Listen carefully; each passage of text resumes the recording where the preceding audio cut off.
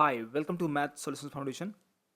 इस वीडियो में आप देखेंगे थ्योरम 1 टू थ्योरम 6 का प्रूफ देखेंगे और इनइक्वालिटीज इन अ ट्रायंगल से लिया गया है ये। तो समझिएगा ध्यान से। ये पहले ये समझते हैं कि थ्योरम जो दिए होते हैं चैप्टर में उनको क्यों जानना या समझना जरूरी है। क्योंकि जो ये थ्योरम दिया हुआ है ना, थ्योरम 1 टू 6, इसका यूज़ आपका जो नेक्स्ट एक्सरसाइज है इसी चैप्टर में, इसी टॉपिक के आगे, एक्सरसाइज 9B, उसमें इसका यूज होगा। और 9B के जितने भी क्वेश्चंस होंगे वो इसी थ्योरम 1 टू थ्योरम 6 के बेस पर बने होंगे। ठीक है, तो पहली बात तो ये हो गई।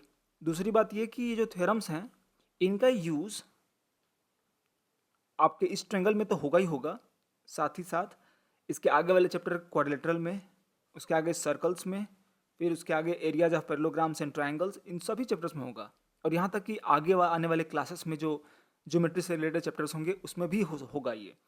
तो ये बहुत ज़्यादा ज़रूरी है कि आप इन थ्योरम्स को एकदम ध्यान से समझ जाएं और कि कैसे अप्लाई होते हैं, ये कॉन्सेप्ट कहते क्या हैं, ये थ्योरम्स का क्या यूज़ है, कैसे यूज़ करेंगे। ठीक है, तो इस वीडियो में आप यही देखेंगे, इन सभी 6 थ्योरम्स का प्रूफ अच्छे से। ओके, चलिए स्टार्ट करते हैं। Theorem number 1, if two sides of a triangle are unequal, prove that the angle opposite to the longer side is greater. तो ध्यान समझिएगा, पहली बार जो यहाँ लिखा है इफ के बाद, if two sides of a triangle are unequal, मतलब किसी ट्रायंगल के दो साइड्स, टू साइड्स यदि अनइक्वल हैं, तो ये क्या दिया हुआ है, ये गिवन है। इसी को बोलते हैं ना, थ्योरम में जब दिया रहता है इस तरीके से इफ के बाद लिखा रहेगा तो वो गिवन रहता है। तो कह रहा है कि कोई ट्रायंगल होगा ए बी सी, मान लीजिए यहाँ पर हम कंसिडर करते हैं एक ट्रायंगल ए बी सी, और उसमें दो साइड्स अनइक्वल हैं, मतलब ये साइड और ये साइड दोनों, कोई भी दो ले सकते हैं, इसको ले लीजिए या इसको ले लीजिए या इसको ले लीजिए, कोई भी दो साइड्स अनइक्वल हैं। तो क्या करना है, prove that the angle opposite to the longer side. तो जो लॉन्गर साइड होगी ना, मान लीजिए कि लॉन्गर है ये, तो लॉन्गर साइड होगी तो ये जो एंगल इसके अपोजिट होगा वो ग्रेटर होगा किसके, जो छोटी वाली साइड होगी उसके एंगल के, मतलब इस वाले एंगल से ये वाला एंगल ग्रेटर होगा, यही है। तो इसका मतलब कि पहली बार आपको ये सोचना होगा कि गिवन क्या है इस ट्रायंगल में। तो लिख लेते हैं यहाँ पर गिवन। तो गिवन यहाँ ऑब्वियस है, कह रहा है कि टू साइड्स अनइक्वल है। तो आप यहाँ पर गिवन में ये तो नहीं लिखेंगे ना टू साइड्स आर अनइक्वल, हमें कुछ लेजिटिमेट और कुछ अच्छे से लिखना चाहिए। तो यहाँ पर ट्रायंगल को देख लीजिए, in the triangle A C जो है वो ग्रेटर है ए बी के, साफ दिख रहा है। तो हम ए सी और ए बी दो साइड्स को ले लेंगे। किसको लेंगे, ए बी साइड को लेंगे और ए सी साइड को लेंगे, और इन दोनों को लेकर हम इनके अपोजिट एंगल्स को दिखाएंगे कि ये दोनों में जो ये एंगल है, एंगल बी, जो कि लॉन्गर साइड के अपोजिट है, ए सी क्या है, लॉन्गर साइड है, तो लॉन्गर साइड के जो अपोजिट एंगल होगा ये वाला, वो ग्रेटर होगा शॉर्टर साइड के अपोजिट वाले एंगल से। इस एंगल से छोटा होगा, ये एंगल छोटा होगा इस एंगल से, हमें ये प्रूव करना है। तो हमें ये लिखना होगा गिवन में कि A C is greater than A B.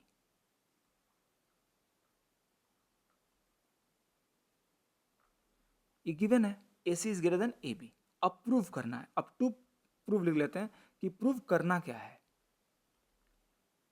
हमें प्रूव करना है कि एंगल बी, जो एंगल बी है जो कि इसके अपोजिट है लॉन्गर वाले साइड के, वो ग्रेटर होगा एंगल सी के, जो कि छोटे वाले साइड के अपोजिट में है। मतलब कि हमें प्रूव करना है कि angle B is greater than angle C, ये तो प्रूव करना है। अब कैसे प्रूव करेंगे ये समझिए। ओ, हम इसको हटा नहीं पाएंगे, ओके, तो इसको हटा देते हैं थोड़ा सा, क्योंकि ये ओके। अब angle B is greater than angle C, ये हमें प्रूव करना है। अब करते हैं प्रूफ। देखिए, प्रूफ करने के लिए हम इसके पहले एक कंस्ट्रक्शन करेंगे। कभी कभी ना प्रूफ ऐसे अचानक हम नहीं कर पाते, हमें एक कंस्ट्रक्शन करना पड़ता है। तो यहाँ पर कर लेते हैं कंस्ट्रक्शन।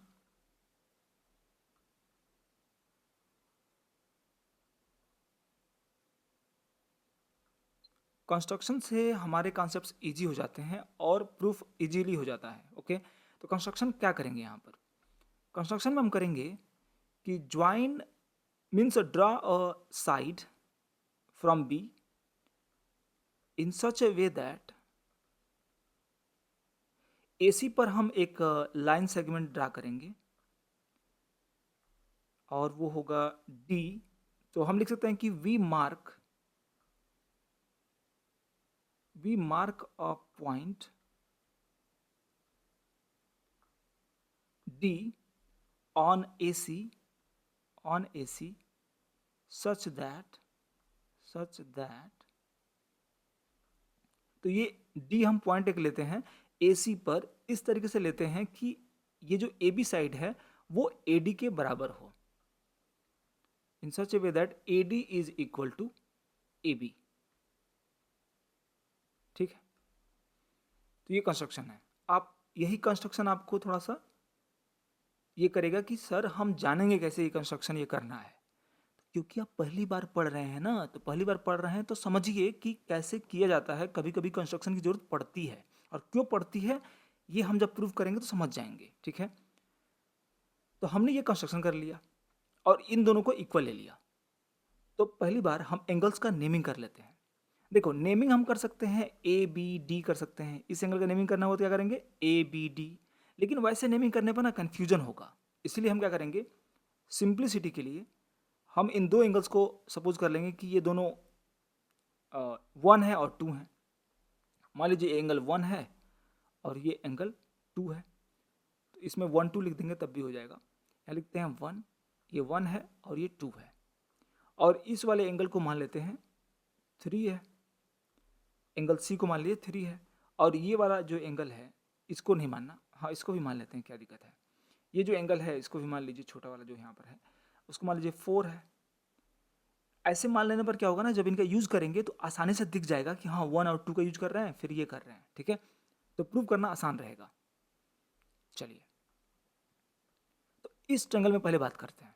इन ट्रायंगल, तो लिख लेते हैं इन ट्रायंगल ABD, ध्यान समझिएगा, इस ट्रायंगल में हमने ये सपोज किया था, हमने बाय कंस्ट्रक्शन लिखा है कि AB AD के बराबर है।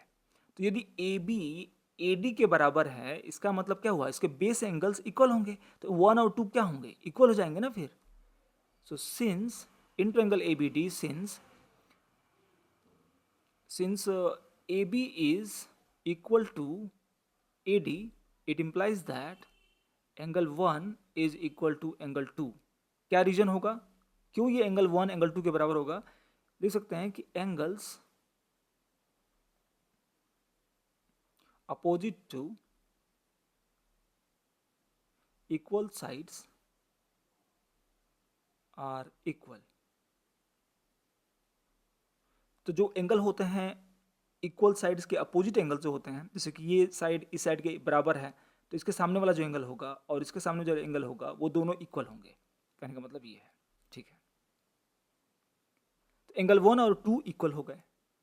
अब थोड़ा सा ना यहाँ पर आपको एक ध्यान से देखना है, इस वाले ट्रायंगल को देखिए, यहाँ से ये जा रहा है, फिर ऐसे जा रहा है, फिर ये है, ये एक ट्रायंगल है। और इस ट्रायंगल में आप ध्यान से देखेंगे, थोड़ा सा मैं इसको और क्लेरिफाई कर दूं, या ये जो ट्रायंगल है, इस ट्रायंगल में ये जो साइड है CD उसको आगे प्रोड्यूस किया गया है।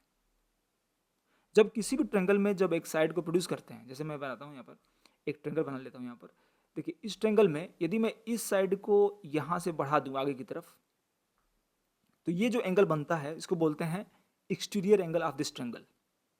और ये जो एक्सटीरियर एंगल होता है वो हमेशा इंटीरियर अपोजिट एंगल्स के सम के बराबर होता है। मतलब यदि ये x है और ये y है और ये z है, तो हम लिखेंगे कि x is equal to Y plus Z, ऐसा होता है।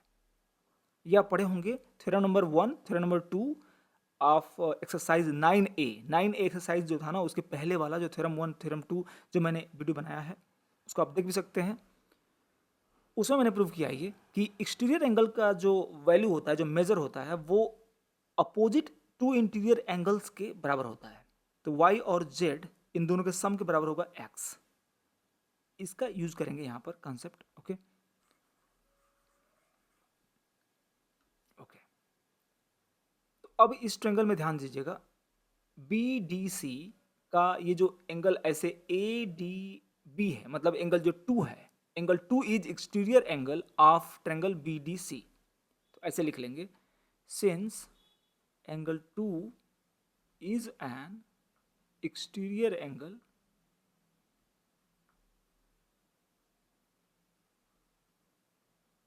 to triangle BDC। सो हम ये जानते हैं कि यदि ये एक्सटीरियर एंगल होगा तो टू इंटीरियर अपोजिट एंगल्स के सम के बराबर होगा। इसका मतलब it implies that angle 2 is equal to angle 3 plus angle 4, है कि नहीं? समझिए ध्यान से, एंगल 3 है यहाँ पर और एंगल 3 है यहाँ पर और एंगल 4 है। ये जो एंगल 2 होगा, एंगल 2 का सम होगा, एंगल 2 जो होगा वो इक्वल होगा angle 3 plus angle 4। Angle 2 is equal to what? Angle 3 plus angle 4। यहाँ लिख देंगे एंगल 3 प्लस एंगल 4। अब यहाँ पर समझना है ध्यान से, एंगल 2 जो है ना वो इक्वल है इन दो एंगल्स से, मतलब इक्वल है इन दो एंगल्स के सम के। यदि ये एंगल 2 इन दोनों एंगल्स के सम के इक्वल है, इसका मतलब कि एंगल 2 एंगल 3 से ग्रेटर तो होगा ही होगा।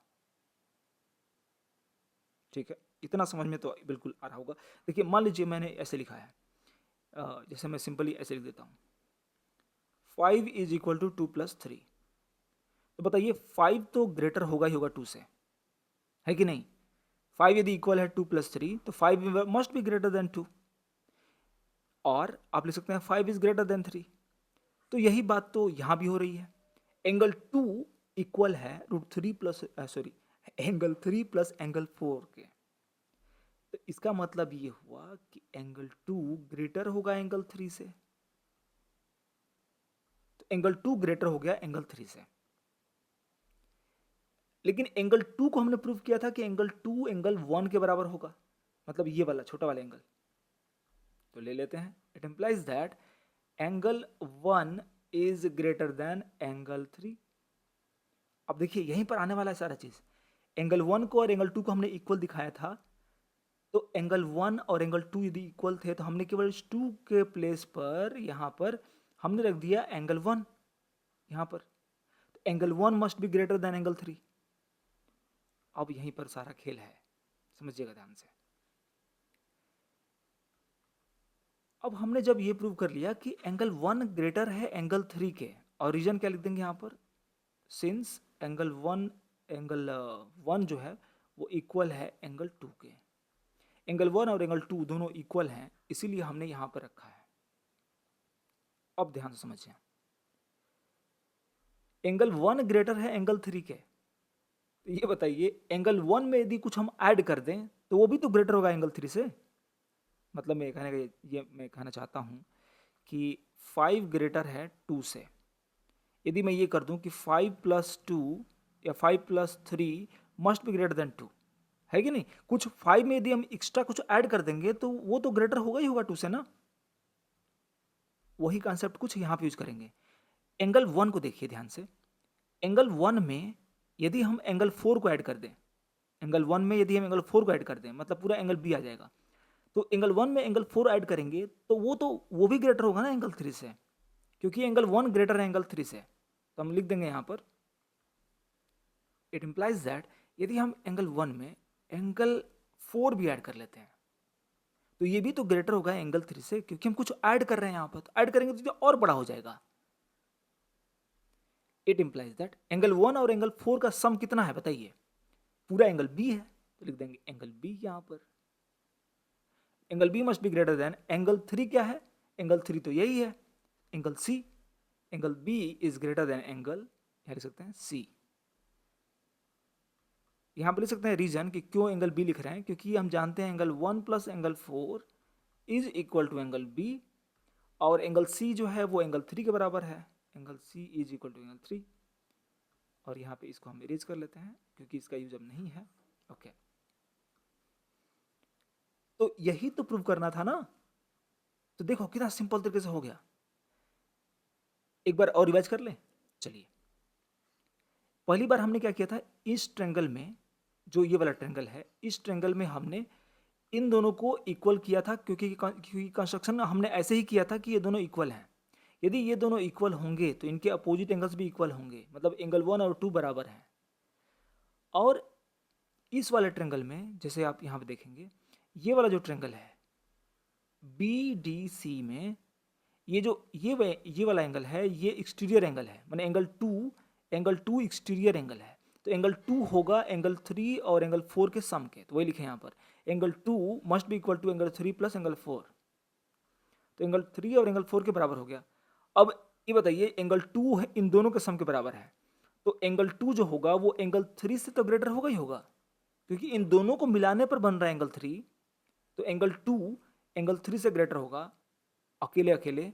और एंगल 2 यदि ग्रेटर एंगल 3 से है, तो हम जानते हैं कि एंगल 2 यहाँ पर हमने एंगल 2 को एंगल 1 प्रूव किया था इक्वल है, तो angle 1 must also be greater than angle 3। अब एंगल 1 यदि एंगल 3 से ग्रेटर है, तो एंगल 1 में हमने एंगल 4 ऐड कर दिया। क्यों 4 ऐड किया? क्योंकि हमें लाना था एंगल बी हमें लाना था यहाँ पर, इसीलिए एंगल 1 में एंगल 4 को हमने ऐड कर दिया, तो पूरा ये एंगल बन गया, ये पूरा एंगल। तो हमने यहाँ ले लिया angle 1 plus angle 4 is greater than angle 3। तो ये बताइए, एंगल 1 प्लस एंगल 4 क्या था? एंगल बी था, तो हमने लिख दिया एंगल बी। और एंगल 3 क्या था? तो एंगल 3 आप देख ही रहे हैं, एंगल सी था। तो यहाँ पर हमने angle B is greater than angle C ले लिया था। तो ये जो प्रूव करना था वो प्रूव हो गया, तो हैंस प्रूव्ड। यदि आपको पहली बार ये समझ में नहीं आता है तो इस वीडियो को 2 बार देखिए, एकदम क्लियर हो जाएगा, मैं बता रहा हूँ। या अभी भी हो गया होगा मुझे लगता है। यदि आपको समझ में आ गया होगा तो प्लीज़ लाइक कर दीजिए इस वीडियो को। और चलते हैं अब थ्योरम नंबर 2 पर। Theorem number 2, in any triangle prove that the side opposite to the greater angle is longer. तो कह रहा है कि किसी भी ट्रायंगल में ये प्रूव करना है कि the side opposite to the greater angle, जो साइड बड़े वाले एंगल के अपोजिट होगी वो बड़ी होगी, ऐसा प्रूव करना है। जैसे कि मैं आपको यहाँ पर एक एग्जांपल के लिए दिखा देता हूँ। जैसे कि मैं यहाँ पर एक बनाता हूँ आपको एक सिमिलर सा ट्रायंगल। देखिए ध्यान दीजिएगा, यहाँ पर ये एक एंगल है और ये भी एक एंगल है। इन दोनों एंगल में बताइए कौन सा बड़ा है? अब देख रहे होंगे ये बड़ा है। तो यदि ये बिगर एंगल है, ग्रेटर एंगल है इस एंगल से, तो इसके सामने वाला जो साइड होगा ना, ये मान लेते हैं कि ये ए है, ये सी है और ये बी है, मान लीजिए। तो इसके सामने वाला जो साइड होगा ए सी, वो ग्रेटर होगा सी वाले के सामने वाले साइड से, ए बी से, ऐसा बोला जा रहा है। मतलब क्या बोल रहा है? रुक जाइए एक बार और बताते हैं।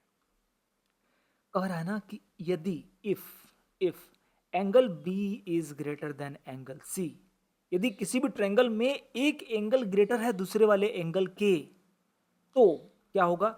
जो एंगल ग्रेटर होगा उसके सामने वाला साइड मतलब ए सी भी ग्रेटर होगा जो छोटे वाला एंगल है उसके सामने वाले साइड से, मतलब ए बी से। हमें ये प्रूव करना है। तो ये दिया हुआ है और आपको प्रूव करना है ये। ठीक है, क्वेश्चन समझ गए हम, तो प्रूफ कैसे करेंगे? ओके चलिए करते हैं। सबसे पहले हम लिख लेते हैं कि गिवन क्या है, व्हाट इज गिवन। तो यहां पर गिवन है कि एंगल बी एंगल सी से ग्रेटर है। तो हम कोई भी एक ट्रायंगल ले लेंगे, अपने मन से हमने यहाँ ले लिया है, और उसमें हमने ये देख लिया कि angle B greater angle C से, ऐसा गिवन है। तो एंगल बी हम ले लेते हैं, angle B is greater than angle C, ऐसा गिवन है। देखिए जब भी हमारा कुछ गिवन रहता है ना, इसका मतलब कि वो एकदम सत्य बात है, एकदम ट्रूथ है। ये कभी नहीं जा सकता, ये जो गिवन रहता है। मतलब इस वाले थ्योरम में जब ये लिख दिया गया गिवन में, मतलब कि ये एकदम एब्सोल्यूट ट्रूथ है, this cantt B falsified. Okay, तो ठीक है, ये गिवन है। अब हमें प्रूफ क्या करना है? टू प्रूफ, हमें प्रूव करना है कि जो बड़ा वाला एंगल बी है, उसके सामने वाला जो साइड है मतलब ए सी,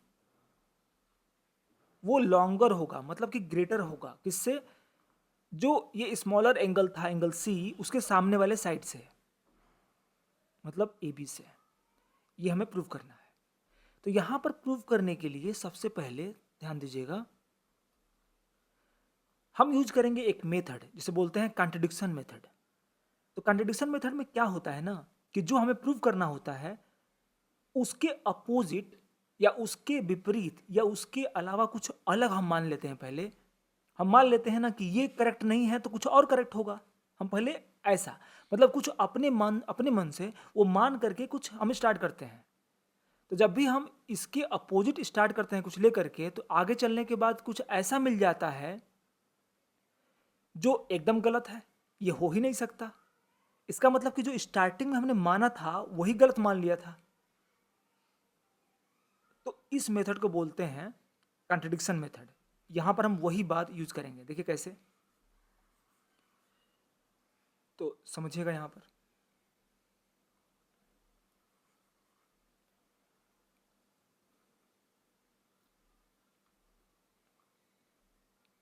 यहां पर 3 केसेस अराइज होंगे। कैसे? केस 1 होगा यदि A C equal greater than A B है, हमें ये प्रूव करना है, राइट? इतना प्रूव करना है ना, तो इसके अपोजिट हम मानेंगे, मतलब इसके ये जो दिया हुआ है इसके एकदम अलग मानेंगे, कुछ डिफरेंट। तो यदि A C greater than A B prove करना है हमें, तो पहले मान लेते हैं कि let us suppose that A C greater नहीं है बल्कि वो इक्वल है। मान लीजिए कि ए सी इक्वल है ए बी के। तो जब ए सी इक्वल है ए बी के, तो हम जानते हैं कि किसी भी ट्रेंगल में जब मान लीजिए ये ए बी सी है, यही वाला ट्रेंगल हम यहाँ पे लिए हैं, और कह रहा है कि ए सी जो है इक्वल है ए बी के, मतलब ऐसा मानने को बोल रहा है। हम लोग मान रहे हैं अपने मन से, इसके अपोजिट माने हैं कि यदि ग्रेटर नहीं होगा तो इक्वल होगा। इक्वल हम मान लेते हैं। यहाँ पर इक्वल मानने की वजह से क्या आ जाएगा, यदि ये ए बी और ए सी दोनों इक्वल होंगे, इसका मतलब कि इनके सामने वाला जो एंगल होगा, मतलब बी और सी, ये दोनों भी तो इक्वल होंगे। तो ठीक यही कॉन्सेप्ट हम यहाँ यूज करेंगे। अब ध्यान दीजिएगा, हमने बोला कि पहले मान लिया, सपोज कर लिया कि A C is equal to A B. A C जो है वो ए बी के बराबर है। तो ए सी के सामने वाला एंगल बी है, एंगल बी इक्वल होना चाहिए एंगल ए बी के जो सामने वाला एंगल है सी उससे। क्योंकि हमने पढ़ा हुआ है कि जब भी दो साइड्स बराबर होते हैं किसी भी ट्रायंगल में, तो उनके अपोजिट एंगल्स भी बराबर होते हैं। बट प्रॉब्लम यह है कि एंगल बीच का तो मिला है, बट ये भी तो गिवन है जो कि एकदम एब्सोल्युटली ट्रू है। ये बट लिख सकते हैं कि angle B is greater than angle C, ये हमारा गिवन है। लिख सकते हैं सिंस इट इज गिवन, ये गिवन है तो ये इसको झुठलाया नहीं जा सकता। तो यदि ऐसा दिया हुआ है और हमने पाया ये, it means that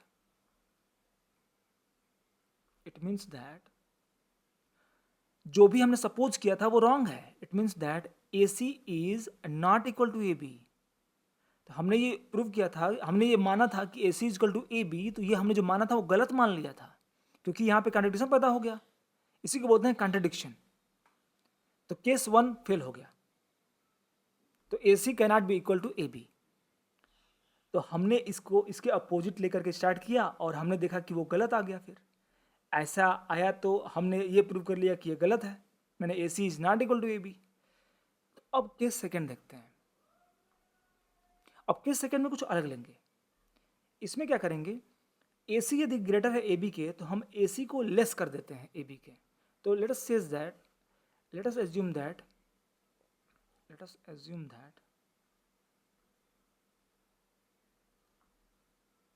A C is less than A B. तो अब इसके अपोजिट हमने क्या माना, A C is less than A B. यहाँ इक्वल माना था, अब लेस देन मान रहे हैं। तो लेस देन मानने पर भी कुछ प्रॉब्लम आएगी, और वो प्रॉब्लम क्या आएगी अभी देखते हैं। तो हमने पढ़ा है कि ए सी, देखिए ए सी जो है वो लेस है ए बी से। तो हमने पढ़ा है प्रीवियस थ्योरम में, थ्योरम 1 में, कि जो साइड लंबी होती है, जो साइड छोटी होती है, उसके सामने वाला एंगल भी छोटा होता है। तो AC जो साइड है वो क्या है, छोटी है AB के। इसका मतलब कि AC के सामने वाला एंगल, मतलब AC के सामने वाला angle, angle B, it implies that angle B must be less than angle C। Angle C कौन है, AB का अपोजिट एंगल। ऐसा होना चाहिए, लेकिन ये गलत है। क्यों? बट हम लिख सकते हैं कि but it is given that angle B is greater than angle C. Angle B जो ग्रेटर है ना एंगल सी से, तो छोटा कैसे हो सकता है? ये तो बिल्कुल गलत है।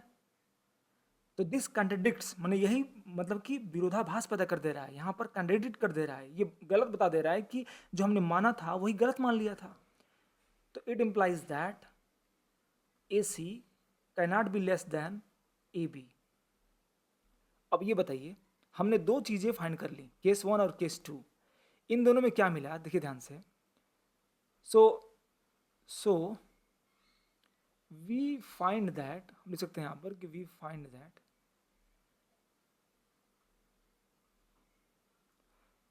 That A B is not equal to, मतलब ए सी लिखते हैं पहले, A C is not equal to A B. हमने फर्स्ट केस में प्रूव कर लिया था। And A C is not less than A B also. तो ये ना ही इक्वल है ना ही लेस देन है। It means what? It implies that A C should be greater than A B. नहीं, यहां से क्या मिल रहा है कि ए सी को ग्रेटर होना चाहिए ए बी का, इसका मतलब तो हो तो गया, यही तो प्रूव करना था। Hence proved. तो मेरा मकसद यहाँ पर है ना कि आप जब भी इस थ्योरम को देखो तो आप समझ जाओ कि कैसे प्रूव करना है।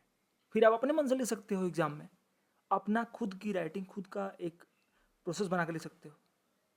तो मैंने यहाँ समझाने पर ज़्यादा फोकस किया, लिखने पर नहीं किया। लेकिन समझना जरूरी है, मेरे लिए जरूरी है कि आप समझ जाओ। तो ये थ्योरम नंबर 2 आपका हो चुका है, इसको याद रखिएगा, ठीक है। यदि आप इसको कई बार देखेंगे तो आपको अच्छे से याद हो जाएगा।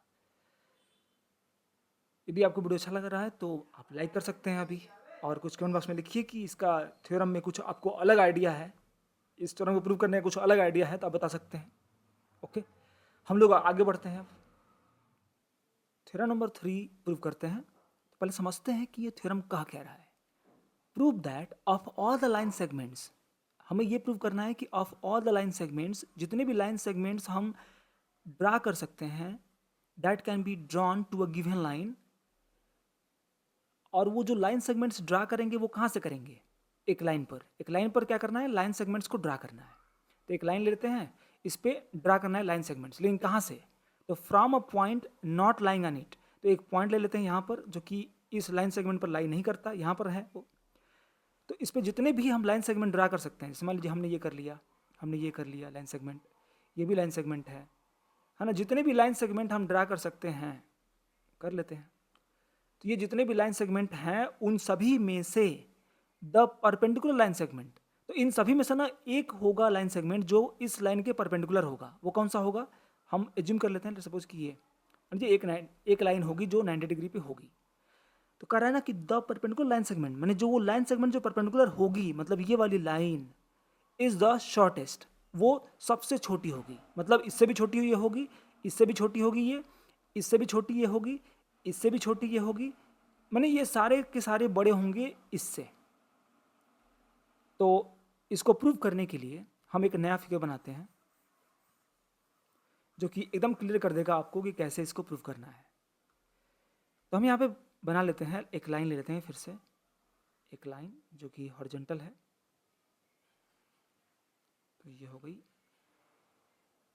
लाइन, इसको हम नेमिंग कर लेते हैं पहले। तो ये हो जाएगा नेमिंग इसका, इसको मान लेते हैं ए पॉइंट है, मान लीजिए कि ये पॉइंट है बी, और एक पॉइंट है आपका यहाँ पर कोई, तो सपोज कर लेते हैं कि वो पॉइंट मान लीजिए यहाँ है, ठीक है।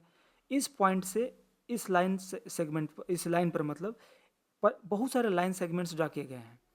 तो जिनमें से एक जो लाइन है ना वो परपेंडिकुलर है, इस पर परपेंडिकुलर गिरी हुई है वो। तो मान लेते हैं कि ये वाली लाइन सेगमेंट है जो परपेंडिकुलर है। थोड़ा सा इसको परपेंडिकुलर सच में बनाते हैं। तो ये हो गई परपेंडिकुलर लाइन सेगमेंट, ठीक है। और इसके अलावा जो और सारी लाइंस हैं वो परपेंडिकुलर नहीं है, तो उन सभी लाइंस में से हम केवल एक ही लाइन सेगमेंट ले लें, एक ही लाइन सेगमेंट, जैसे हम ले लेते हैं ये वाला, मान लीजिए ये लाइन सेगमेंट ले लेते हैं कि, तो हमें हमें बस ये शो करना है कि यदि ये P पॉइंट है, suppose this is a P point, और इसको मान लीजिए कि ये M है और ये मान लीजिए N है, तो हमें यहाँ पे प्रूव करना है कि ये जो परपेंडिकुलर लाइन सेगमेंट है, ये 90 डिग्री पर है, ये जो परपेंडिकुलर लाइन सेगमेंट PM है वो लेस देन होगा, मतलब लेस होगा PN से, यही तो शो करना है। और केवल आप इसको शो कर देंगे तो आप वो सभी कंडीशंस को शो कर देंगे, आप वो सभी लाइंस जो इसके अलावा ड्रा कर सकते हैं उन सबसे छोटी है ये लाइन, ये भी प्रूव कर लेंगे आप, केवल इतना प्रूव कर लेंगे तो, है कि नहीं। तो सिंपली क्या करते हैं, हम इसी ट्रेंगल में बात करते हैं और जो भी हम अब तक पढ़े हुए हैं थ्योरम 1 थ्योरम 2 उसका कॉन्सेप्ट यूज करेंगे और यहाँ पर प्रूव करेंगे कि जो PM है वो लेस देन है PN से, ठीक है। तो पहले लिखते हैं कि गिवन क्या है। तो गिवन में यहाँ बोला है कि द परपेंडिकुलर लाइन सेगमेंट, इसका मतलब कि कहीं पर सेगमेंट होगी जो परपेंडिकुलर होगी, तो इस बात को लिख लेंगे गिवन है। तो PM इज, तो गिवन है कि PM is perpendicular to AB, ये गिवन है। और ये भी गिवन है कि PN एक और लाइन है जो परपेंडिकुलर नहीं है AB पर, तो वो भी लिख लीजिए। तो PN is not perpendicular to AB। और एक और बात है, AB क्या है, एक लाइन है, लिख सकते हैं कि AB is a line, AB is a line. इतनी सारी बातें दी हुई हैं, ये गिवन है। तो जो गिवन होता है वो परफेक्टली ट्रू होता है ना, इसके हेल्प से हम कुछ कर पाते हैं। अब हमें लिखना है कि क्या प्रूव करना है, टू प्रूव करना है कि PM जो लाइन सेगमेंट है, जो परपेंडिकुलर लाइन सेगमेंट है, यही तो प्रूव करना है ना कि perpendicular line segment is the shortest. इसका मतलब कि PM जो होगा, जो ये लाइन सेगमेंट का लेंथ होगा वो लेस होगा PN से, लेस होगा PN लाइन सेगमेंट से, ठीक है। यही प्रूव करना है, चलिए प्रूव करते हैं। इसका प्रूफ बहुत ही सिंपल है, ध्यान दीजिएगा। इस ट्रेंगल को ध्यान से देखिए, ये ट्रेंगल क्या है, राइट एंगल ट्रेंगल है, राइट। तो ये ट्रेंगल जो है राइट एंगल ट्रेंगल है जिसमें कि ये 90 डिग्री है, ये कितना है 90 डिग्री, और ये दोनों एंगल्स क्या हो जाएंगे, ये दोनों एंगल्स एक्यूट होते हैं। आप जानते हैं कि किसी भी राइट एंगल ट्रेंगल में दो एंगल्स ऑलवेज एक्यूट होते हैं और एक एंगल 90 होता है। तो यहाँ पर यदि ये 90 है तो ये दोनों क्या होंगे, एक्यूट होंगे। एक्यूट होने का मतलब क्या होता है कि यदि मान लीजिए थीटा है तो theta must be less than 90 degree, हुआ कि नहीं होगा, बिल्कुल होगा, ठीक है। तो ये बातें हम जान गए, तो अब उसी बात को यहाँ लिखते हैं और एक लॉजिक क्रिएट करते हैं और उसी लॉजिक से हम यहाँ पे प्रूव कर देंगे। देखिए लिखते हैं, since PMN is a right angled triangle, right angled triangle। तो क्या है, PMN एक राइट एंगल ट्रायंगल है। सो हम लिख सकते हैं कि एंगल PMN, एंगल PMN, जो एंगल PMN है वो 90 डिग्री है, यहाँ पर हमें पता है 90 डिग्री है, इट इज गिवन, राइट। यहाँ लिख सकते हैं लॉजिक इसका, मतलब कि इसका रीजन जो है, this is given also, and we can deduce here, we can write this that theta, ये जो थीटा है मतलब कौन सा एंगल है, PNM। तो एंगल जो PNM है वो लेस देन 90 होगा क्योंकि ये एक्यूट एंगल है। तो लिख सकते हैं कि acute angle, it is an acute angle, चलिए एंगल लिख लेते हैं। तो acute angle of a right angled triangle, right angled triangle, ठीक है। This is acute angle of right angle triangle. अब क्या करेंगे, यदि PNM लेस देन 90 है, इट इंप्लाइज दैट ध्यान से दीजिएगा, यहाँ पे ध्यान दीजिएगा थोड़ा सा। पी एम एन इक्वल है 90 के और P N M less than 90 है। तो इस 90 जो इक्वल है पी एन एम के, इसको हम लिख सकते हैं ना यहाँ पर, पी एन एम यहाँ लिख सकते हैं क्योंकि ये इक्वल है। तो 90 की जगह पर हम इतना लिख सकते हैं। तो it implies that angle P M N is less than, और 90 के प्लेस पर लिख देंगे इसको, is less than angle P M N, है कि नहीं? ऐसा लिखा जा सकता है। ओके, तो इट इम्प्लाइज दैट, अब ध्यान दीजिएगा, अब ऐसा हम कर लिए तो पी एम एन, जो एंगल पी एम एन है वो कौन सा है? पी एम एन, ये 90 वाला है। 90 के सामने वाला जो साइड है, हमने ये पढ़ा हुआ है थ्योरम नंबर 2 में कि जो ग्रेटर एंगल होता है उसके सामने वाला जो साइड होता है वो भी ग्रेटर होता है। पढ़े थे थ्योरम नंबर 2, प्रूव किया था हमने। तो ये जो 90 है वो ग्रेटर एंगल है, जो ये पी एम एन है, देखिए पी एम एन ये ग्रेटर एंगल है इससे, तो इसके सामने वाला जो साइड है वो भी ग्रेटर होगा इस वाले से, जो कि इस छोटे वाले एंगल के सामने है, राइट? तो अब समझते हैं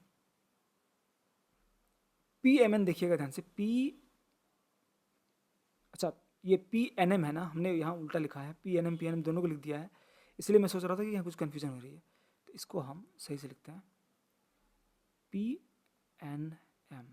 तो जो पी एन एम है, पी एन एम वो लेस देन है 90, तो पी एन एम के सामने वाला जो साइड होगा मतलब पी एम, वो भी लेस होगा, P M will also be less than P M N, तो पी एम एन के सामने वाली जो साइड है पी एन उससे भी लेस होगा। ये ऐसा क्यों होगा? तो लिख सकते हैं कि sides, side opposite to a lesser angle,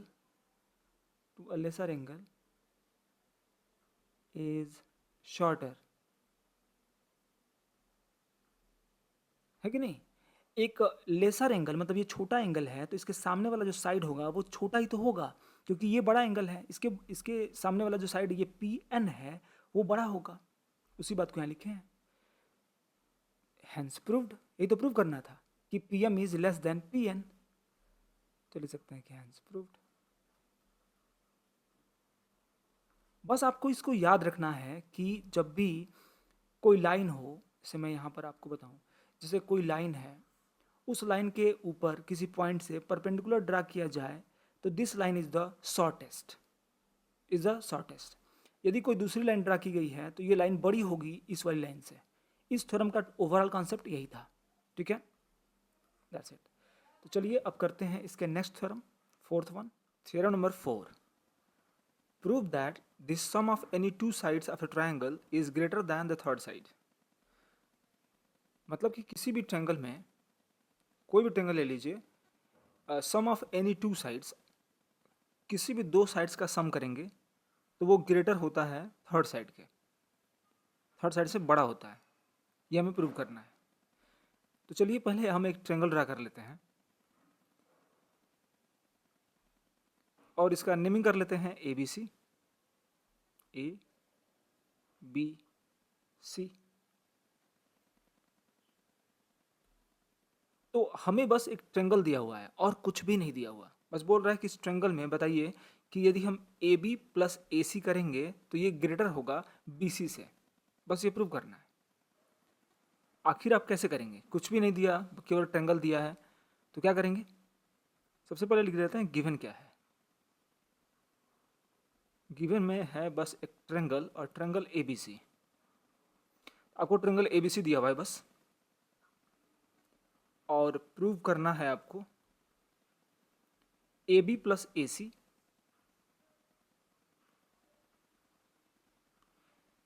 A B plus A C is greater than B C, आपको ये प्रूव करना है। केवल मैं यदि इसको केवल प्रूव कर दूं तो अदर जो टू रिलेशंस मिलेंगे वो भी प्रूफ हो जाएंगे ऑटोमेटिकली, मतलब similarly you can also prove those also. जैसे कि मान लीजिए ऐसे दिया हुआ है कि ए बी प्लस ए सी मैंने किया है, अब मैं A B plus B C कर लेता हूँ, मैं कर लूँ कि A B plus B C is greater than A C, तो ये भी प्रूव करने के लिए बोल सकता है। या आप B C plus A C कर लीजिए, B C plus A C is greater than A B. तो इन तीनों में से किसी एक को यदि हम प्रूव कर दें, मतलब मैं प्रूव करने वाला हूं इसको, तो सिमिलरली आप इन दोनों को भी प्रूव कर सकते हैं। देखिए तरीका क्या है, समझ लीजिए, बहुत ही सिंपल ट्रिक है ये, एक तरह से ट्रिक बता रहा हूं मैं। यहाँ पर जो ट्रिक है इसको सॉल्व करने के लिए, बस देखिए कि लेफ्ट हैंड साइड में यहाँ पे क्या लिखा हुआ है, तो लिखा है ए बी प्लस ए सी, मतलब कि ए बी प्लस ए सी लिखा हुआ है। आपको करना क्या है कि जो ए बी का जो ये बी ए जो है ना, बी ए जो लाइन सेगमेंट है, इसको एक्सटेंड कर दीजिए और इस तरह से एक्सटेंड करिए कि जो ए सी का लेंथ है वो कवर हो जाए। तो ये मतलब एक तरह से कंस्ट्रक्शन है, ठीक है। तो इसमें कर लेते हैं कंस्ट्रक्शन।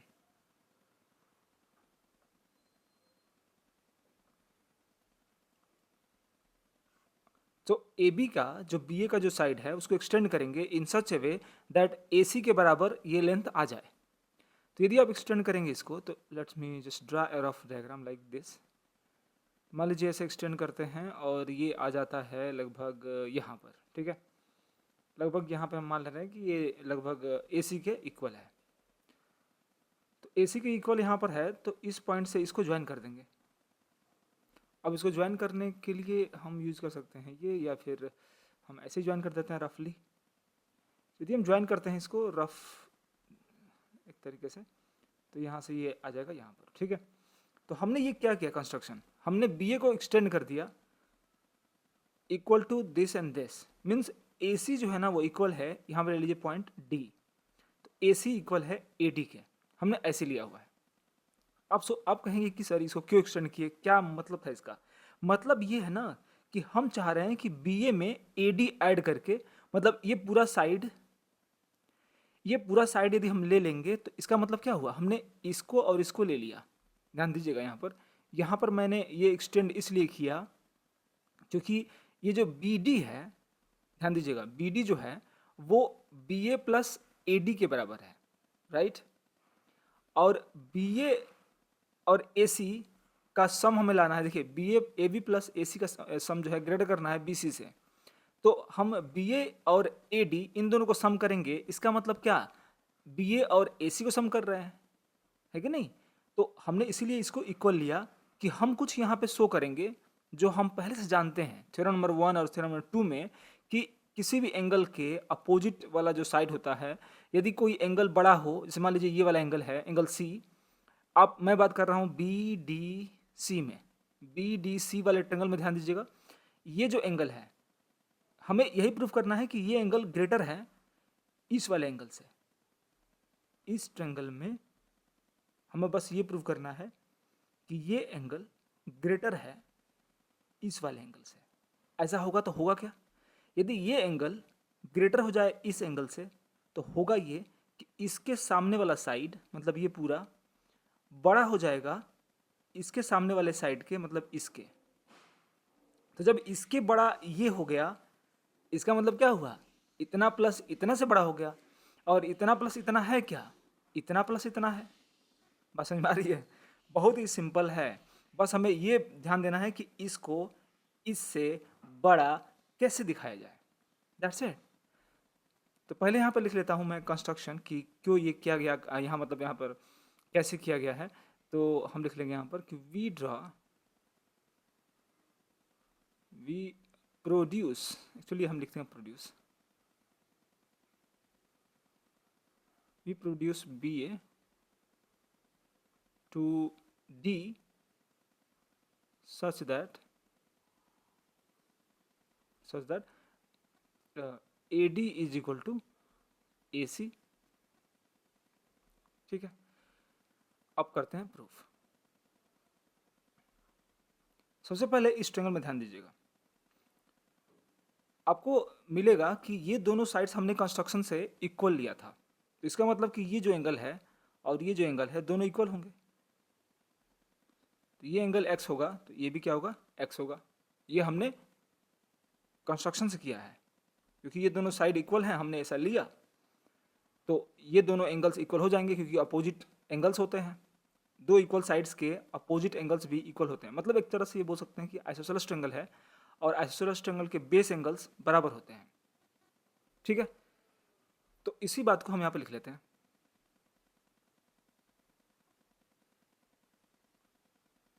इन ट्रायंगल ADC,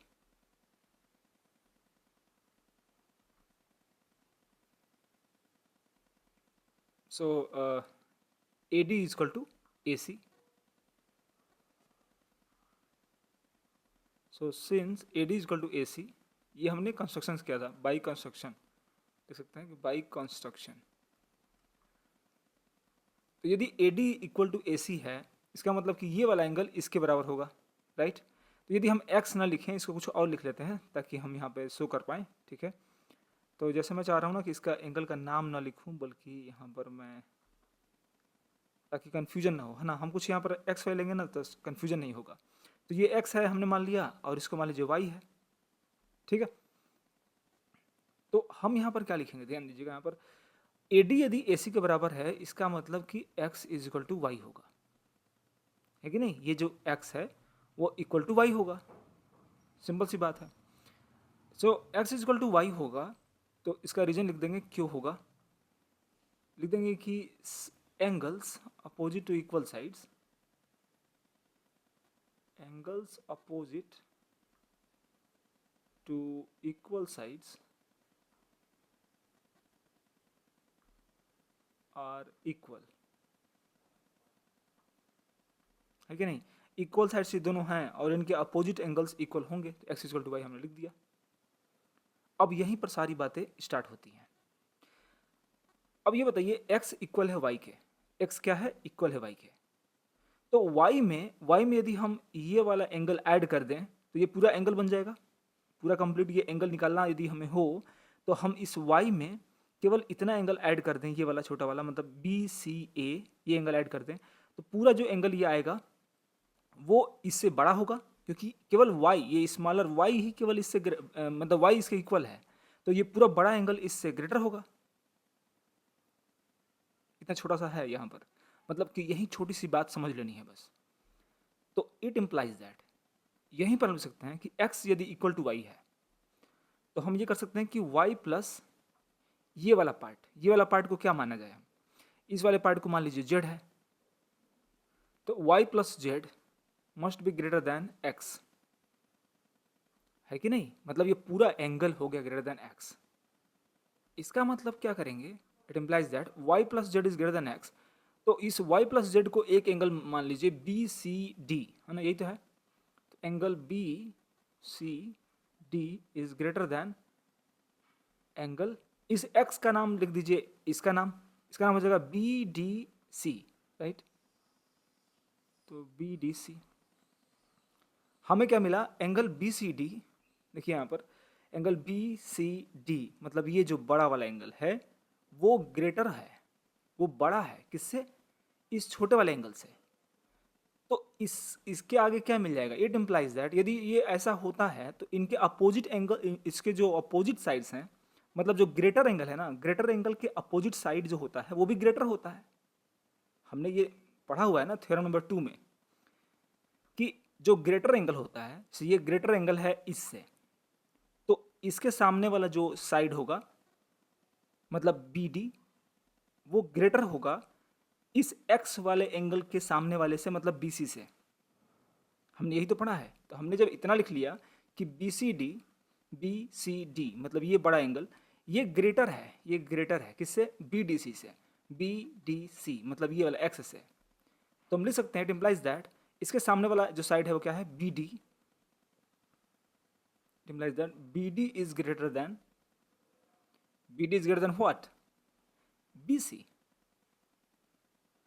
और ये बताइए BD का मतलब क्या है, BD मतलब है AB plus AD, isn't that?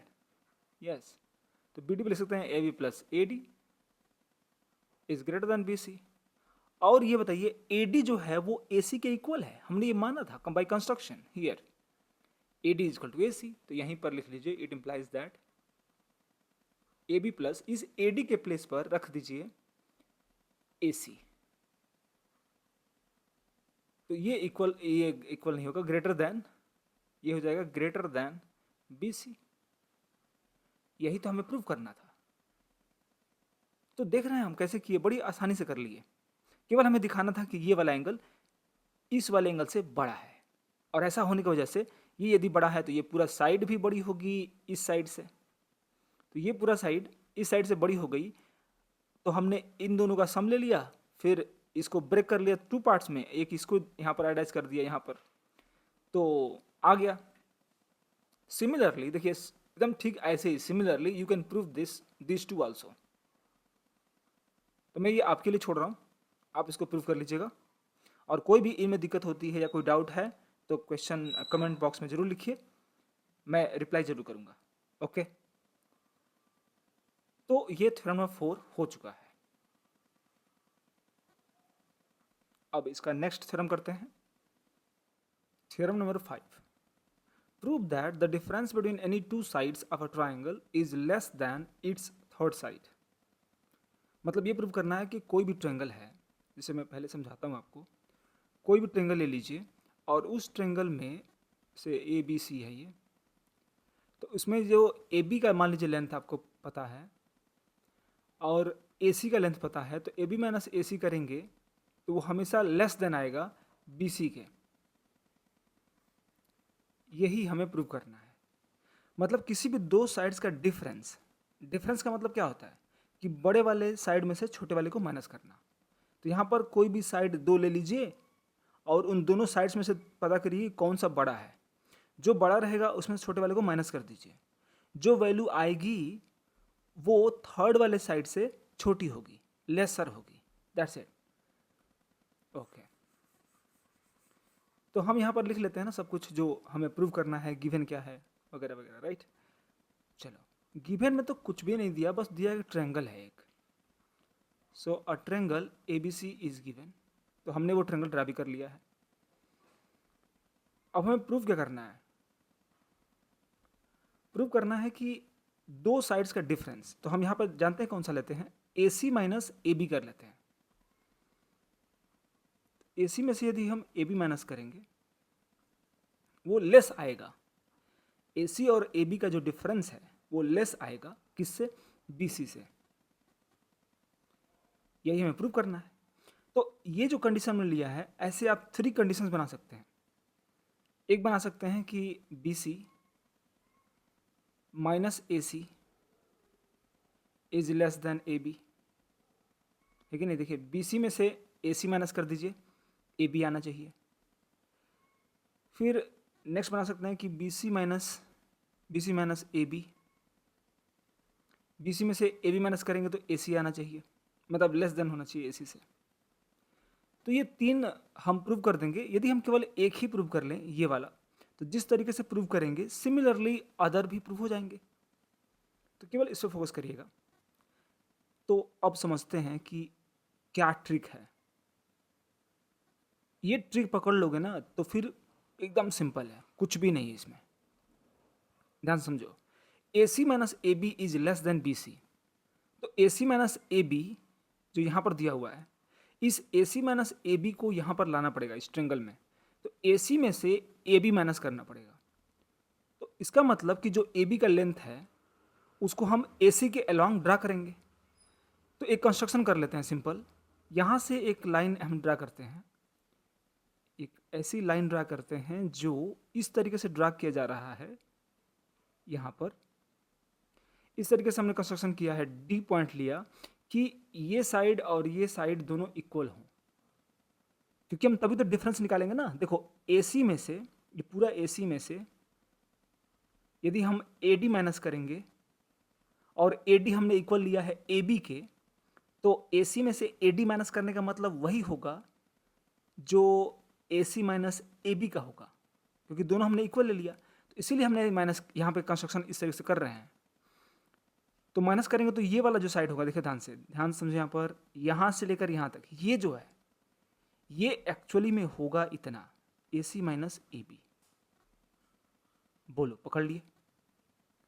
तो ये जो लेंथ होगा ये हमें मिल गया AC माइनस AB। यही तो हमें फाइंड करना था। तो हमेशा पहले जो प्रूव करना है ना उसका ये वाला फाइंड करो कि वो AC माइनस AB कहाँ पे होगा, या कैसे हम कंस्ट्रक्शन करें कि हमें वो लेंथ मिल जाए। तो ये लेंथ मिल गई। अब BC तो पता ही है कि यही है, तो BC आपका ये है और ये आपका ये है। तो इन दोनों के अपोजिट एंगल्स को अब फोकस करो। तो ये जो एंगल AC माइनस AB मिला, यहाँ से ये, इसका अपोजिट एंगल बताओ कौन सा है, इसका अपोजिट एंगल कौन सा है बताओ, ये वाला एंगल, राइट। और ये जो BC है इसका अपोजिट एंगल कौन सा है, ये वाला, मतलब इस वाले ट्रायंगल में बात करें तो हम लोग ये प्रूव करना बस चाहेंगे कि ये वाला एंगल है वो ग्रेटर है इस वाले एंगल से। क्या प्रूव करेंगे, ध्यान समझो, यही है, यही मेन आइडिया है।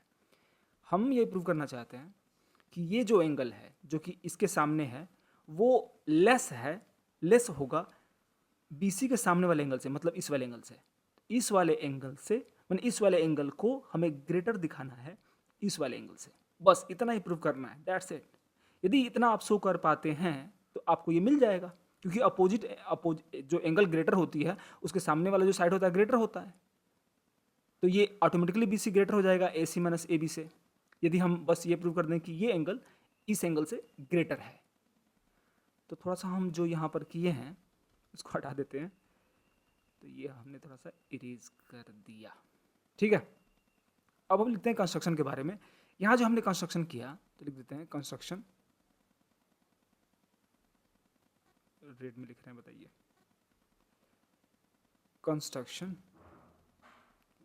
कंस्ट्रक्शन में हमने ये किया है कि वी ड्रॉ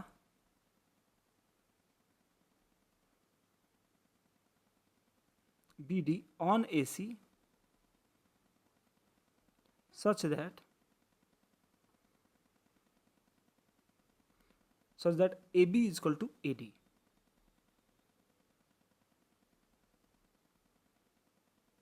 बस यही तो किया हमने, AB is equal to AD हमने ले लिया। अब हम क्या करेंगे ना, थोड़ा सा नेमिंग कर लेते हैं इसमें एंगल्स का। तो ये एंगल को मान लेते हैं 1, ये वाला एंगल मान लेते हैं 2, ये वाला एंगल मान लेते हैं 3, और ये वाला एंगल मान लेते हैं 4। क्योंकि जब एंगल का नेमिंग ऐसे 1 2 3 4 लेते हैं ना तो बहुत ईजी हो जाता है समझना, या एंगल का नाम रखना या एंगल को देख पाना, है ना, बहुत आसान हो जाता है। तो हम एंगल का नाम ऐसे कर लेंगे।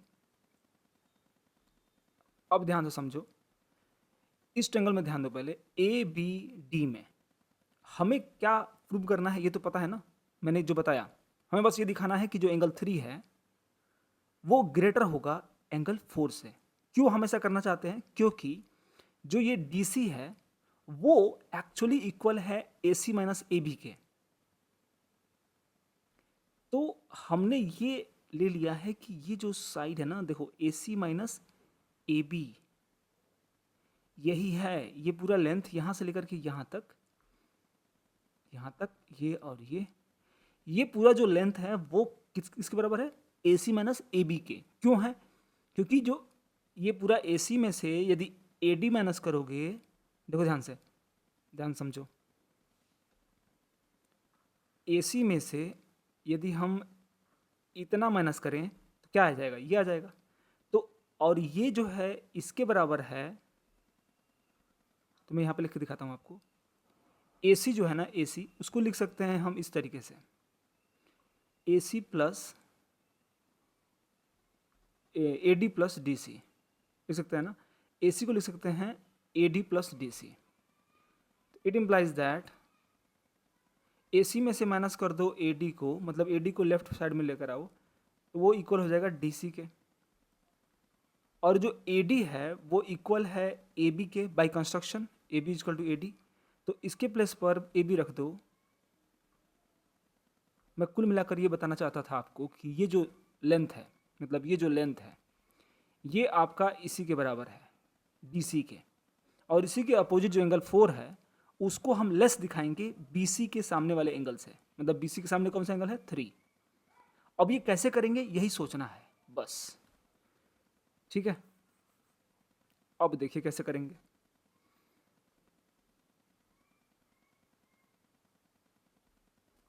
सबसे पहले हम इस ट्रायंगल में देखते हैं ABD में। तो इन ट्रायंगल ABD में क्या मिलेगा, angle 1 is equal to angle 2, क्योंकि ये साइड्स इक्वल हैं। लिख लेंगे angle 1 is equal to angle 2, reason क्या होगा, क्योंकि AB is equal to AD है, और AB is equal to AD है मतलब क्या, एंगल्स अपोजिट टू, ये सब ये एंगल 1 है, एंगल 2 है, क्या है? These are angles opposite to equal sides. So in any triangle यदि आपको दो साइड्स इक्वल मिल जाते हैं तो उनके सामने वाले जो एंगल्स होते हैं ये और ये, वो इक्वल हो जाते हैं. अब वैसे भी आइसोसेलेस ट्रायंगल होगा तो आप पढ़े हुए हैं कि बेस एंगल्स बराबर होते हैं, तो यहाँ भी बेस एंगल्स मिल रहे हैं ना. चलिए, एंगल 1 इक्वल टू एंगल 2 मिल गया है, ठीक है. हमें हमारा जो फोकस है वो कहाँ पर है? हमें बस दिखाना है ना कि एंगल 4, हमें दिखाना है कि angle 4 is less then angle 3. यही बस दिखाना है हमें. सारा काम हो जाएगा, ठीक है. तो यही हम दिखाएं कैसे, यही सोचना है, ठीक है. Angle 4 is less then angle 3. अब ठीक है, एंगल 1 एंगल 2 के बराबर हो गया. अब समझो यहां पर ये जो ट्रायंगल है, ये जो एंगल 2 है, ध्यान समझना. अब इसमें काफ़ी इंटरेस्टिंग चीज़ है. ये जो ट्रायंगल है, ये जो ट्रायंगल हमने अभी बनाया था, ये BDC, इसका यहाँ से लाइन को यदि एक्सटेंड करेंगे ना आगे की तरफ, तो ये एक्सटीरियर एंगल होगा. एंगल 2 क्या है? Exterior angle. और हमने पढ़ा है कि कोई भी ट्रायंगल हो, मान लो ये ऐसे बना है और मैं इसको ज्वाइन करता हूँ यहाँ पर, तो ये जो एंगल है वो क्या है? एक्सटीरियर एंगल है. तो ये जो एंगल होता है, मान लो ये एक्स मान लेते हैं यहाँ पर, इसमें दिखाने के लिए, समझाने के लिए, ठीक है. ये एक्स जो होगा वो इस एंगल से बड़ा होगा और इस एंगल से भी बड़ा होगा, क्योंकि एक्स जो है वो इक्वल होता है इन दोनों के सम के. यदि मान लो ये वाई है और ये जेड है, तो एक्स इक्वल टू होता है वाई प्लस जेड. ये मैंने प्रूव किया था, एक वीडियो भी बनाया हूँ मैं इस पर, इसके इस थ्योरम पर. और वो थ्योरम 1 और 2 आप देखे होंगे ट्रायंगल वाले चैप्टर में, ना इसके पहले वाले चैप्टर, चैप्टर 7 है आई थिंक, चैप्टर 8. तो यहाँ पर x equal to Y plus z होता है ना, तो x ग्रेटर देन y होगा कि नहीं होगा? अरे दोनों को ऐड करने पे x के बराबर हो रहा है, तो x तो ग्रेटर देन y तो होगा ही ना, या फिर x ग्रेटर देन z तो होगा ही ना. दोनों ये कंडीशंस, दोनों जो इनइक्वलिटीज़ हैं वो अप्लाई होंगी यहाँ पर. तो वही तो यहाँ पे करने वाले हैं हम. क्या करेंगे? अब आपको साफ साफ दिखेगा, जो एंगल 2 है वो ग्रेटर होगा एंगल 4 से. तो लिख देंगे एंगल 2, ओ यार एंगल, ये सब जो है ना colour matching, angle 2 is greater then angle 4. ऐसा क्यों होगा? अब ये एंगल 2 ग्रेटर दैन एंगल 4 है, what is the reason? Reason होगा कि angle 2 is an exterior angle of triangle BDC. तो रीजन भी लिखना जरूरी है, राइट. तो हमने रीजन लिख लिया, angle 2 is greater than angle 4. अब ध्यान से समझना, जो एंगल 3 है, अब इस ट्रायंगल में देखो, अब एक और ट्रायंगल ऐसा मिलेगा ना, कहोगे कि ये तो मिलता ही रह रहा है. इस ट्रायंगल में ध्यान दो, ये ट्रायंगल, ये भी एक ट्रायंगल है, और इस ट्रायंगल में ये जो ट्रायंगल है दिख रहा है, इस ट्रायंगल के सामने ये, इसको यदि प्रोड्यूस करेंगे तो एंगल 3 जो है वो क्या है? एक्सटीरियर एंगल है इस ट्रायंगल में. तो जो हमने यहाँ पर अप्लाई किया था इस वाले ट्रायंगल में एक्सटीरियर एंगल लेकर के, वैसे यहाँ भी अप्लाई कर सकते हैं. मतलब इसको मैं यदि छोटे में बनाऊँ तो ऐसा दिखाई देगा, कुछ ऐसे जा रहा है और ये मिल गया ऐसे. तो ये जो एंगल है वो क्या है? एक्सटीरियर एंगल है. तो ये जो एंगल होगा, मान लो x है और ये y है और ये z है, तो जो x होगा वो ग्रेटर देन y होगा ना. ये x होगा, क्या होगा? ग्रेटर देन y होगा, क्योंकि इन दोनों का सम होता है x होता है y प्लस जेड, तो x जो है y से ग्रेटर होगा ही होगा. नाइस. तो हमने ये देख लिया कि यहाँ भी एक्सटीरियर एंगल कंसेप्ट लगा सकते हैं इस ट्रायंगल में भी. सो हम लिख सकते हैं कि angle 3 is greater than angle 1. So angle 3 is greater than angle 1. और इसका भी रीजन लिखेंगे, since angle 3 is an exterior angle of triangle ABD.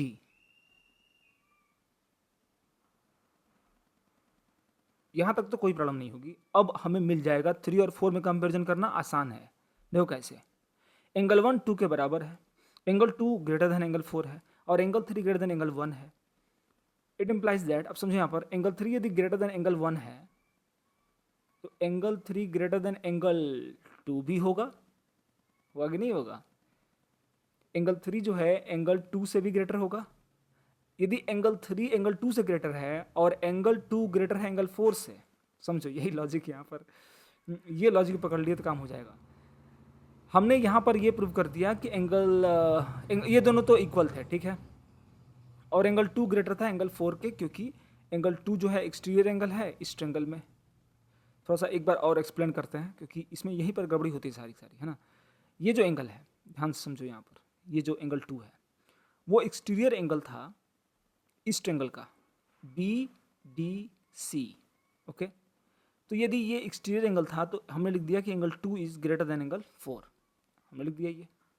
फिर यहाँ पर जो लिखा है angle 3 is greater than angle 1, वो लिखा कि ये जो एंगल 3 है वो एक्सटीरियर एंगल है इस ट्रायंगल का, तो angle 3 must be greater then this angle, तो वही लिख दिया हमने, angle 3 is greater than angle 1। अब इन तीनों से हम कुछ डेरिवेशन करेंगे, तो हमने लिखा एंगल 3, ये जो एंगल 3 है वो ग्रेटर देन एंगल 2 भी होगा। क्यों? क्योंकि एंगल 1 एंगल 2 के बराबर है, तो हम इसके प्लेस पर एंगल 2 लिख सकते हैं ना यहाँ पर, तो लिख सकते हैं कि since angle 1 is equal to angle 2। हमारे पास ये पता है इसलिए हम यहाँ पर एंगल 1 की जगह पर एंगल 2 लिख दिए। अब बताओ एंगल 3 ग्रेटर है एंगल 2 से और एंगल 2 ग्रेटर है एंगल 4 से, मतलब कुछ ऐसा बन रहा है, देखो angle 3 is greater than angle 2 and angle 2 is greater than angle 4, है कि नहीं? Angle 3 is greater than angle 2 and angle 2 is greater than angle 4, इसका मतलब क्या हुआ? लिख लो पहले, angle 3 is greater than angle 2 and angle 2 is greater than angle 4। ये यदि इससे ग्रेटर है और ये इससे ग्रेटर है, इसका मतलब कि ये वाला इससे भी ग्रेटर होगा। मतलब कि हम ले सकते हैं इट इम्प्लाइज जो एंगल 3 होगा वो ग्रेटर होगा एंगल 4 से। ये ठीक वैसे ही है जैसे इस तरीके से समझो, 4 is greater then 2 and 2 is greater then 3, तो इसका मतलब क्या हुआ? 4 is greater then 3, 4 is greater then 3 होगा कि नहीं होगा?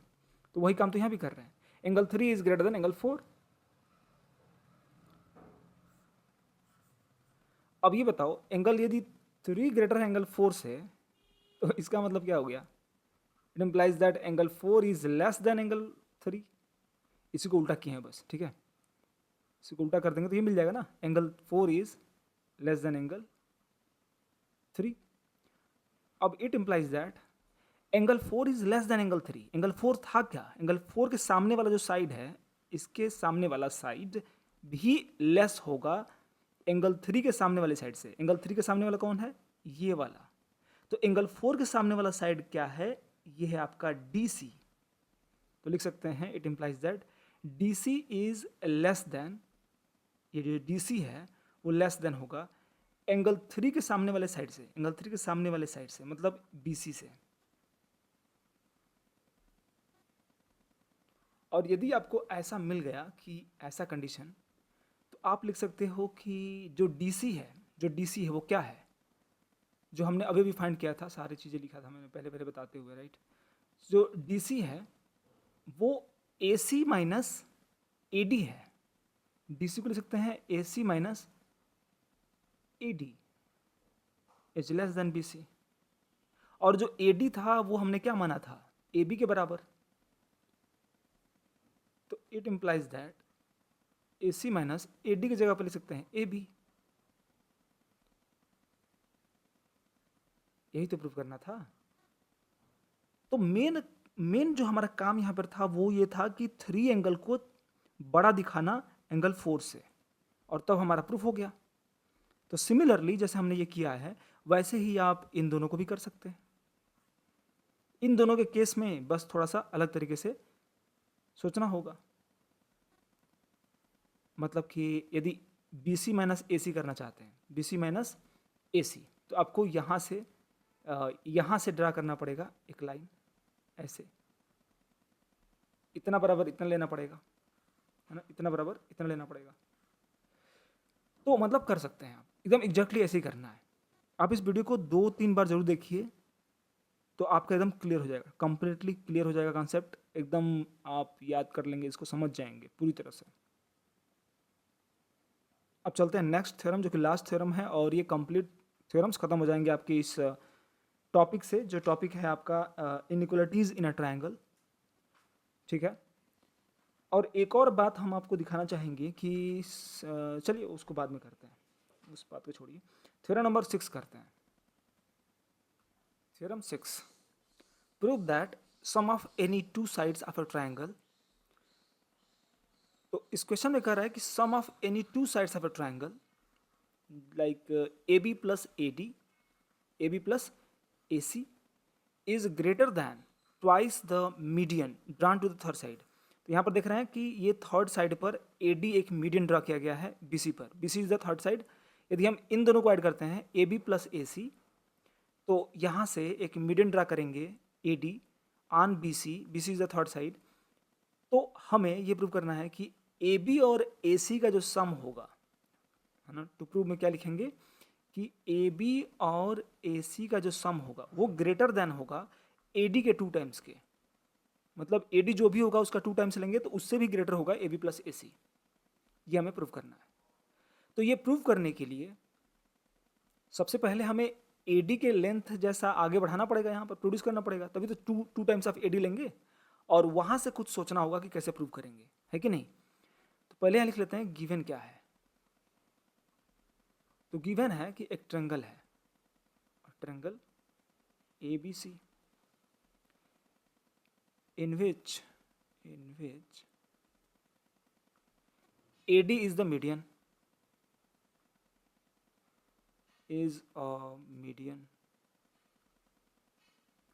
इसमें AD एक मीडियन है, इतना दिया हुआ है। अब हमें प्रूव क्या करना है वो लिख लेते हैं। प्रूव करना है कि AB प्लस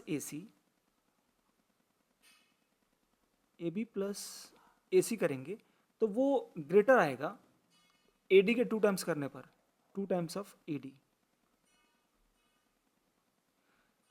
अब यहाँ पर ना करेंगे थोड़ा सा कंस्ट्रक्शन। सो कंस्ट्रक्शन में क्या लिखेंगे, पहले कर लेते हैं कंस्ट्रक्शन फिर लिखेंगे। तो AD को हम प्रोड्यूस करेंगे आगे की तरफ, और कुछ इस तरीके से हम प्रोड्यूस करेंगे कि जैसे मान लीजिए हमने यहाँ तक कर लिया, ये यहाँ तक, ठीक है, और हमने एक पॉइंट यहाँ पर लिया, तो ये जो AD है वो DE के बराबर है, मान लीजिए E ले लेते हैं यहाँ पर। तो हमने इस तरह से प्रोड्यूस किया कि AD is equal to DE, मतलब ये जो लेंथ है वो इस लेंथ के बराबर है, इस तरीके से हमने प्रोड्यूस किया। और EC को ज्वाइन करते हो, EC को ज्वाइन करो या फिर EB को ज्वाइन करो, दोनों से आ जाएगा, ठीक है। तो EC को ज्वाइन कर लेते हैं हम, तो इसको हम ज्वाइन कर लेते हैं,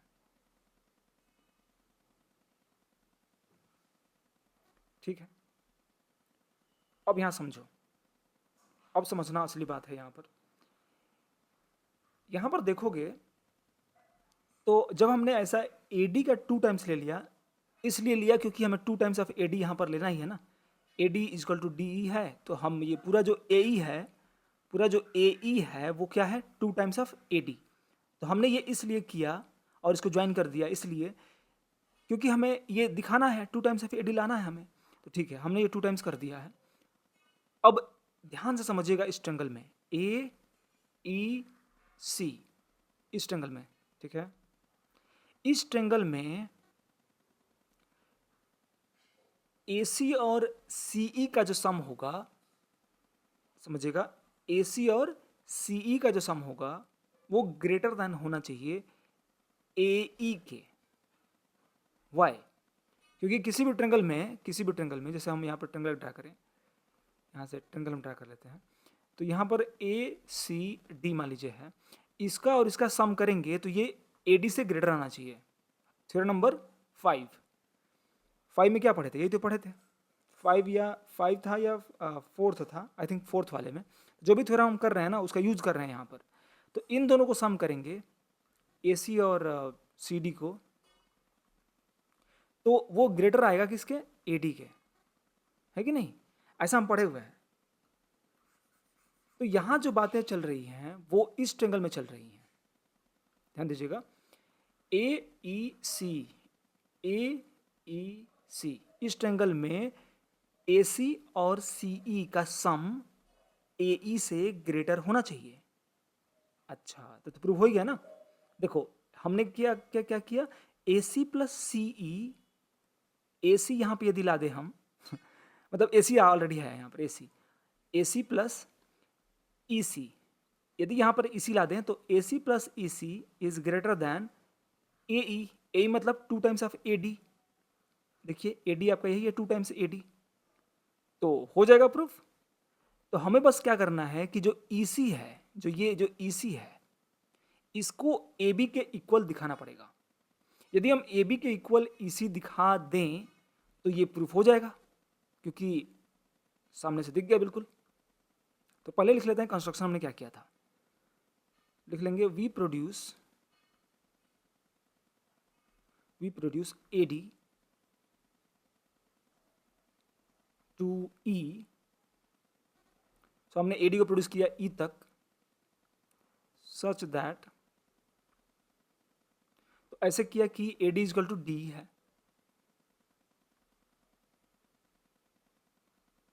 ठीक है, और डी मिड पॉइंट भी है ना, तो ये दोनों भी इक्वल होंगे। D is the mid point of B C, ये A D is the median ना, तो D is the mid point. इसका मतलब आप जानते हैं कि कोई भी ट्रायंगल में जब मीडियन ड्रा करते हैं तो वो थर्ड साइड को 2 इक्वल पार्ट्स में डिवाइड कर देता है, तो ये दोनों इक्वल हो जाएंगे, ठीक है। अब हम इन दोनों को इक्वल दिखाने के लिए, मतलब ई सी और ए बी को इक्वल दिखाने के लिए इस ट्रायंगल को और इस ट्रायंगल को कांग्रुएंट दिखाना पड़ेगा। तो इन दोनों को कांग्रुएंट दिखाने के लिए हमें सामने से सब कुछ मिल रहा है। यहाँ पर ये दोनों साइड्स मिल गए हैं, ये दोनों साइड्स, मतलब आप देख रहे हैं यहाँ पर कैसे हम करेंगे। ये साइड और ये साइड, ये दोनों पता हमें है, क्योंकि हमने कंस्ट्रक्शन ही ऐसे किया है कि A D equal to D लिया, और बी डी और डी सी ये भी मिल गया हमें। तो इन दो ट्रायंगल्स में, इसमें और इसमें, हमें दो साइड से ये और ये मिल गया, फिर ये और ये मिल गया। अब एक एंगल ये देखिए, ये वाला एंगल और ये वाला एंगल, ये भी मिल जाएगा क्योंकि वर्टिकली अपोजिट एंगल्स हैं। तो इन्हीं 3 चीज़ों को पहले लिख लेते हैं जल्दी से। तो A D is equal in triangle, पहले लिख लेते हैं प्रूफ इन ट्रायंगल ए से स्टार्ट कर रहे हैं तो ए डी बी लिख लेते हैं, A D B and triangle. देखिए ए से हमने स्टार्ट किया था तो यहां से करेंगे ई से, E D C, triangle E D C. इन दो ट्रायंगल्स में क्या मिलेगा, पहला एंगल ये पहला साइड मिल रहा है, तो A D equal to E D, A D equal to E D पहला मिला। इसमें रीजन क्या देंगे, रीजन ये देंगे कि बाय कंस्ट्रक्शन, कंस्ट्रक्शन की वजह से हमने A D equal to D हमने इस तरह से किया ही है कि दोनों इक्वल हैं। अब ये एंगल लिख लेंगे, ये एंगल इसके बराबर है, ये एंगल क्यों, वर्टिकली अपोजिट एंगल्स, तो लिख लेंगे angle A D B is equal to angle E D सी।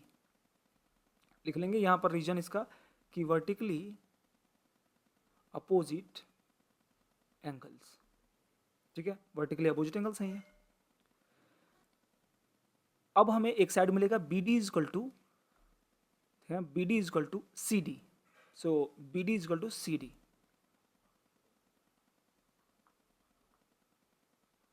इसका रीजन क्या होगा, इसका रीजन होगा कि A D is the median, since A D is a median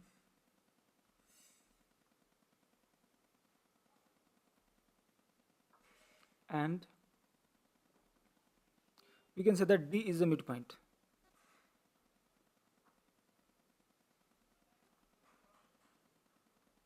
D is the midpoint of BC. So हम कह सकते हैं कि by SAS congruency criteria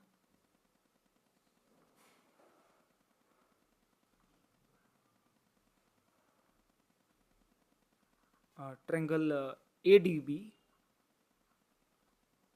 is congruent to triangle EDC. अब ये दोनों congruent हो गए, ये दोनों ट्रायंगल congruent हो गए, तो हम जानते हैं कि करस्पॉन्डिंग साइड्स, इनके करस्पॉन्डिंग साइड्स इक्वल होंगे। तो थोड़ा सा ध्यान दीजिए यहाँ पर, ये जो एंगल है वो इसके इक्वल था, ये जो एंगल है वो इसके इक्वल था, तो इनका अपोजिट साइड, इस एंगल का अपोजिट साइड मतलब AB और इस एंगल का अपोजिट साइड मतलब कि EC, ये दोनों भी इक्वल होंगे, मतलब ये दोनों करस्पॉन्ड करेंगे। तो करस्पॉन्ड करेंगे तो करस्पॉन्डिंग साइड्स इक्वल होते हैं, तो हम AB इक्वल टू EC लिख सकते हैं। इट इम्प्लाइज दैट,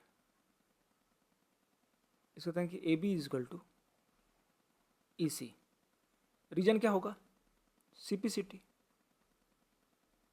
CPCT का क्या मतलब होता है? करस्पॉन्डिंग पार्ट्स, इसी का मतलब होता है corresponding parts of congruent triangles, corresponding parts of congruent triangles. तो ये दोनों करस्पॉन्डिंग पार्ट्स हैं कॉन्ग्रुएंट ट्रायंगल्स के, क्योंकि ये दोनों कॉन्ग्रुएंट ट्रायंगल्स हैं। अब हमने ये दोनों को हमने इक्वल दिखा दिया, तो काम हो गया ना। फिर अब करना क्या है? देखो बहुत सिंपल सा काम है। अब जो मैं एक्चुअल करना है ना वो यहाँ पे प्रूफ करना है। देखो यहाँ पर कर लेते हैं। In triangle AEC, okay, in triangle AEC, तो AEC में ध्यान दो, AEC में जो AC प्लस CE होगा, मतलब AC प्लस EC जो होगा,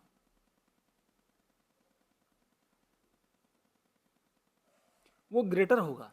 ध्यान समझो, AC प्लस EC वो ग्रेटर होगा AE के, क्योंकि हम जानते हैं कि sum of two sides of a triangle, तो यहाँ पर क्या कर रहे हैं हम?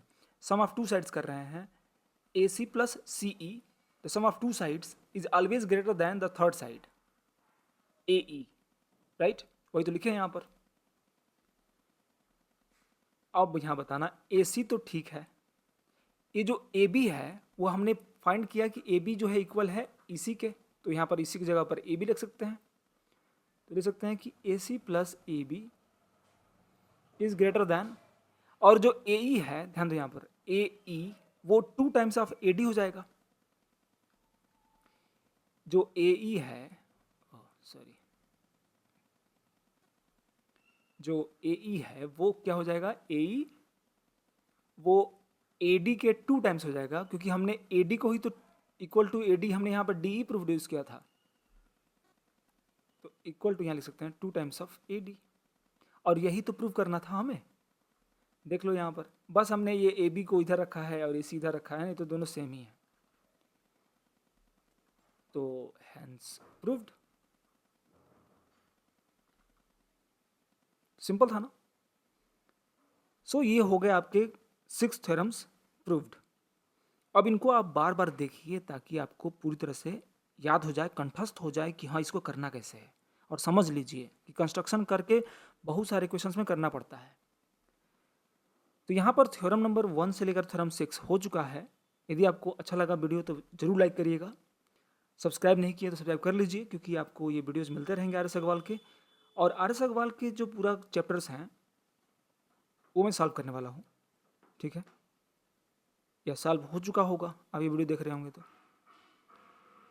Thank you so much for watching, take care, bye.